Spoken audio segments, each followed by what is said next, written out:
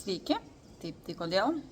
Netgi sakyčiau, mirtinai pavojinga yra šitam visam savęs tobulėjimo kely pasivadinti šviesa. Aš esu šviesa, aš esu tik su šviesa, aš esu šviesos būtybė, šviesos karys, aš noriu tik meilės, čia materijai meilės, įsivaizduoji, čia, kur jos nėra, tokios, neegzistuoja. Tai yra kito pasaulio, dvasinių pasaulio būtis. Materialiam pasauliui meilė yra visada sąlygiška. Jinai tik tai tam tikrais atvejais, kai žmogus jau pasiekia atitinkamą sąmonę, tampa nevaldinga, nesąlygiška. Ir tokia meilė materijai pasireiškia, kad aš leidžiu žmogui eiti pagal savo norus. Tai reiškia, kad galima atspindėti norą, ane? Nes jauti kito žmogaus norą, ko jis nori. Ko jis iš tikrųjų nori. Ir tu jam leidi tai turėti, galbūt pasitraukdamas, galbūt dar kažkaip. Tai yra, ko jo širdis trokšta. Tai jau yra arčiau meilės žemiškam lygmenį. Tuo tarpu tokia kaip besąlygiška meilė materijai neegzistuoja ir dėl to tas, kuris susigalvos tokią nesąmonę, kas yra ne šio pasaulio dėsnis, labai daug kenties ir pamatys savo tos vidinius demonus ir savo sąlygas, kabutėse, meilėje. Taip, tai dėl to tai yra mirtinai pavojinga, tai yra labai, tai tokia sklaida yra kaip sugedęs telefonas ir visi, kurie turi labai greitai ir daug gali pritraukti žmonių, sakys, kad aš esu šviesa, eikite su šviesa ir tik su jo. Ką tai padaro? Energetiniam lygmenį tai užblokuoja visas galimybės pamatyti savo tamsą. Tai yra labai stiprus ignoravimo mechanizmas ir melo savo forma, kas psichoterapijoje yra vadinama gynybiniais mechanizmais. Tai yra, kad aš nenoriu susidurti su savo tamsa. Žemė yra, tokia yra planeta. Tai yra tamsos ir šviesos kova, tai yra 51% kančios ir 49% laimės. Tai yra tokia planeta sukurta. Tai taip yra, tai čia sielos ateina tos karmos atidirbti, ją pamatyti, susidurti su visokiom jėgom, energijom, bet būtinai šitam laikmetį daugiau bus, kadangi yra tokia kaip tamsos debesis, pasaulį valdo tamsos būtybės per daugybę elementų, ką daro praktiškai visi žmonės. Tai reiškia, jeigu tu panorėjai išeiti iš matricos, tu turi tai pamatyti. Tu turi nebijoti su tuo susidurti. Jeigu tu save vadinsi šviesa, visa tai liks ignoruota, paslėpta, pameluota ir apsimestina savo. Tu susikursi tam tikrą įvaizdį, kas net nesi tu. Tai reiškia, kad mes net ir nesam tai yra tiesiog įtakojančios jėgos. Kodėl vienoje aplinkoje būnant galima panorėti patraukti žolės, narkotikų, užsiimti kokią nors prostituciją, o kitoje aplinkoje tu panorėsi tyrumo, dvasinių žinių, tu siurbsi dvasinį nektarą. Tai tokie du kraštutinumai. Vidutinėje aplinkoje tu panorėsi dar kažko, galbūt kartais prasiverš pro tave sielos šauksmas, bet įprastai tu gyvensi robotišką mankurto gyvenimą, kuris nueina į parduotuvę, nueina į darbą, pareina iš darbo ir kažką tai daro, bet kažkas čia vis klykteli, vis šūkteli. Dėl to tai yra mirtinai pavojinga. Tai nužudys jūsų sielą.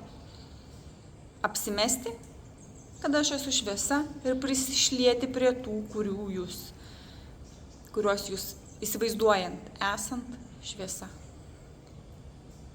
Absoliučiai šventų dvasinių mokytojų pasaulyje yra tik keletas, ant rankų pirštų suskaičiuojama. Pagal atitinkamą laikmetį ir žmonių sąmonę ateina atitinkami dvasiniai mokytojai, kaip kažkada buvo Jėzus. Bet tuomet visuomenė buvo barbariška, primityvi, Dievo nebebuvo likę. Jis atėjo, dėstė mokymą, jis buvo mokinys, jis nebuvo Dievas. Jis buvo atsidavęs Dievui jo mokinys, dėl to mes negalime lyginti Dievo inkarnacijų ir jo vardų ir jam atsidavusių mokinių. Bet Dievui atsidavęs mokinys kažkokia prasme yra tas pats, kas jis pats. Nes jis atėjo į žemę skleisti šitą mokymą. Visose erose būna uždarytos tam tikros prieigos ir kai kada jos atidaromos per tam tikras sielas iš dvasinio pasaulio ir jų atsidavusius mokinius. Ir tai yra tai, kas yra šitos sielos šauksmo ir klyksmo paieška. Bet retas žmogus tą pasieks, nes jis neatlaikys savo vidinių demonų dėl daugybės priežasčių. Visa ko esmė ir ašis yra norai. Kokią praktiką jūs bedarytumėt, ką gyvenime jūs bedarytumėt, jūs turit nuolat savęs klausti, ar aš iš tikrųjų to noriu. Ar aš noriu čia dabar būti ir kalbėti tai? Ar aš to noriu, ar man kažkas liepia už nugaros, įrėmė ginklą? Ar aš noriu dirbti ten, kur aš dabar dirbu, esu, gyvenu, aš to noriu? Ne visada mes galim daryti tai, ką mes norime, kartais reikia daryti ir tai, ką galbūt reikia, ką mes iš sąmonės suprantam, kad tai yra gerai. Bet ar tikrai tai yra gerai? Ar aš to noriu? Net pradėjęs dvasinį kelią, aš galiu pričiupti save, ar aš tikrai to noriu. Net jeigu ir nenoriu, galbūt viduje vėliau susižadins noras, nes pamatysi, kokių yra žmonių, kokią laimę jie jaučia, tą darydami ir įsikvėpsi. Bet ar aš tikrai to noriu?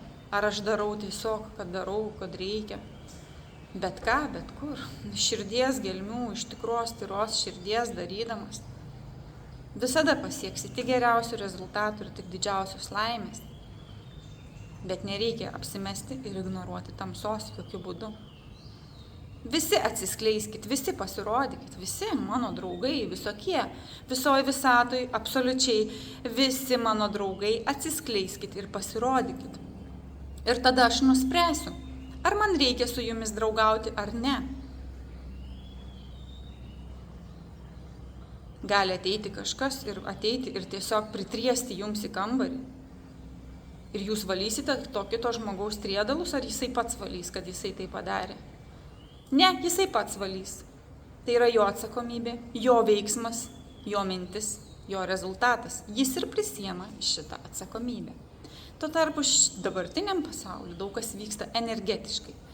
Daug kas atakuoja savo mintim, veiksmais energetiškai. Pyksta, pavydi, dar kažką. Ir jie ir turėtų prisiimti visas šitas mintis, visą šitą veiksmą ir visus rezultatus. Tai reiškia, kad viskas grįžta atgal. Su transcendentinė sąmonė ir pragare kaip rojų gyventum, bet tai nereiškia, kad pragaras rojus. Ar būsi drąsus pasakyti? Atsiskleiskit visi, pasirodykit visi mano draugai, draugeliai. Ar būsi drąsus? Ar toliau ignoruosi? Viską ignoruosi. Visą realybę susikurtą šitą nesąmonę. Ar priimsi ją kaip žaidimą? Tai yra tiesiog gyvenimo žaidimas. Manyje yra visko. Šiandien yra to, poryt gali būti jau visai ano, priklausomai nuo to, koks yra mano pagrindinis noras ir kur nueina mano energija. Kur nueina mano energija, kur ji? Kokia ji? Į ką? Kur pirmoji vietoj yra mano energija? Į kokį objektą, subjektą, į Dievą, į absoliučias žinias, į mokytoją, mokymus, į absoliutą, ar į tortą, pyragą, vyrą, kuris nori tik degraduoti, moterį, kuri nori tik tenkintis, darbdavį, kuris tave išnaudoja, jūrą, kuri yra Dievo kūrinys, bet nėra absoliutas. Į ką? Į ką jį orientuota?